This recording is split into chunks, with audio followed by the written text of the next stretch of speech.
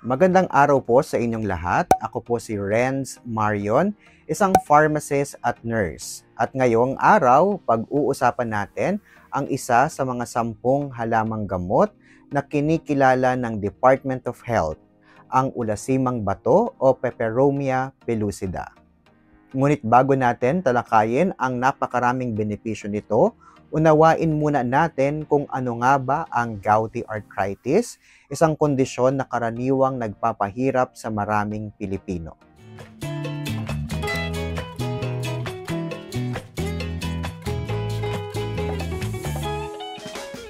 Ang gouty arthritis o simpleng gout ay isang uri ng arthritis na dulot ng mataas na level ng uric acid sa dugo.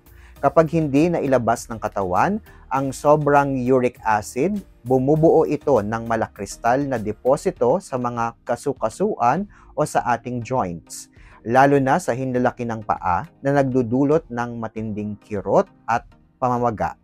Karaniwan itong umaatake ng biglaan, madalas sa gabi at maaaring tumagal ng ilang araw bago humupa.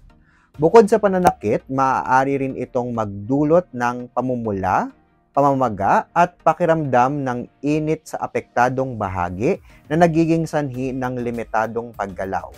Ang mataas na uric acid sa dugo ay sanhi ng pagkain ng mataas sa purine gaya ng red meat, seafood at alak. Pati na rin ang ilang kondisyon tulad ng obesity, diabetes at sakit sa bato. Kadalasang inireresetang gamot para sa gout ang allopurinol at fevoxostat upang pababain ang uric acid levels. Gayunpaman, hindi lahat ay hiyang sa mga synthetic na gamot na ito, kaya't marami ang naghahanap ng natural na alternatibo. Dito pumapasok ang ulasimang bato. Ang ulasimang bato o Peperomia pellucida ay isang halamang gamot na matagal nang ginagamit sa tradisyonal na medisina sa Pilipinas. Madaling makilala ang halamang ito dahil sa makintab at bilugang dahon nito na lumalaki sa mamasa-masang lupa. Bukod sa pagiging natural na lunas sa pamamaga o anti-inflammatory properties, mayaman ito sa bioactive compounds na may anti-hyperuricemic properties. Ibig sabihin, kaya nitong pababain ang level ng uric acid sa dugo. Kaya naman ito ay epektibong remedyo sa gout. Ang ulasimang bato ay may kakayahang pababain ang uric acid level sa dugo, kaya epektibo itong panlaban sa gout. Ayon sa mga pag-aaral, ang halamang ito ay may natural na anti-inflammatory effects na tumutulong sa pagbabawas ng pamamaga, ng kasukasuan at pagbawas ng kirot. Mayroon din itong antimicrobial o kakayanan na puksain ang bakterya sa katawan at antioxidant properties o may kakayanang protektahan ang ating mga cells.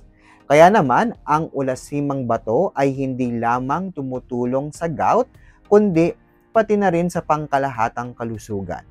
Isa pa sa mga pangunahing dahilan kung bakit maraming tao ang tumatangkilik dito ay ang kawalan ng matinding side effects na kadalasang nararanasan sa mga synthetic na gamot. Sa patuloy na pagsasaliksik ng mga eksperto, ang ulasimang bato ay hindi na lamang basta halamang gamot. Ito ay isang kinikilalang lunas na dumaan sa sayantipikong pag-aaral. Sa isang pag-aaral ng Institute of Herbal Medicine ng UP Manila NIH, nakagawa sila ng ulasimang bato tablet bilang alternatibong gamot sa gout at hyperuricemia. Ayon sa kanilang clinical trials, may 40% na pagbaba ng uric acid level sa loob ng 14 na araw, 63% ng pagbaba sa loob ng 28 araw at 78% na pagbaba sa loob ng 49 na araw. Bukod dito, walang naitalang adverse effects na maaaring makasama sa kidney at atay kumpara sa synthetic medications. Kaya naman, isa itong magandang balita na kung saan ay may malaking tsansa na ito ay makita na sa merkado sa mga susunod na mga taon. Maraming paraan upang magamit ang ulasimang bato bilang herbal medicine. Maaari itong kainin ng sariwa bilang salad o ihalo sa pagkain. Maaari rin itong gawing decoction sa pamamagitan ng pagpapakulo ng 1 tasa ng dahon sa 2 tasa ng tubig at pag-inom nito 2 beses sa isang araw. At syempre, ang pinakaaantay natin ay kapag tuluyang naaprubahan para sa komersyal na paggamit. Maaari rin itong inumin bilang tabletas para sa mga madaling dosing at kontroladong bisa. Gayunpaman, mahalagang tandaan na ang ulasimang bato ay maaaring magkaroon ng epekto sa iba pang iniinom na gamot. Para sa mga umiinom ng anti-gout medication tulad ng allopurinol at fevoxostat, maaaring magdagdag ang epekto ng pagbaba ng uric acid levels. Dahil dito, siguraduhing kumonsulta muna sa inyong mga doktor o pharmacist bago gumamit ng ulasimang bato, lalo na kung kayo ay may ibang iniinom na maintenance na gamot. Sa panahon ngayon, napakahalaga ng pagkakaroon ng ligtas at epektibong lunas na galing sa kalikasan. Ang patuloy na pagsasaliksik sa ulasimang bato ay isang patunay na ang ating mga tradisyonal na halamang gamot ay may potensyal bilang modernong medisina. Sa halip na umasa lang sa synthetic drugs, bakit hindi natin subukan ang mas natural na alternatibo na sinusuportahan ng siyensya? Ang kalusugan ay kayamanan, kaya't mahalagang malaman natin ang iba't ibang paraan upang mapanatili ito ligtas at epektibo.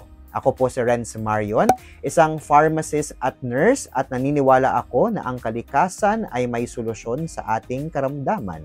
Maging mas mapanuri tayo sa ating mga gamot at suportahan ang siyensya sa likod ng ating tradisyonal na medisina. Maraming salamat po at ingat po tayo palagi.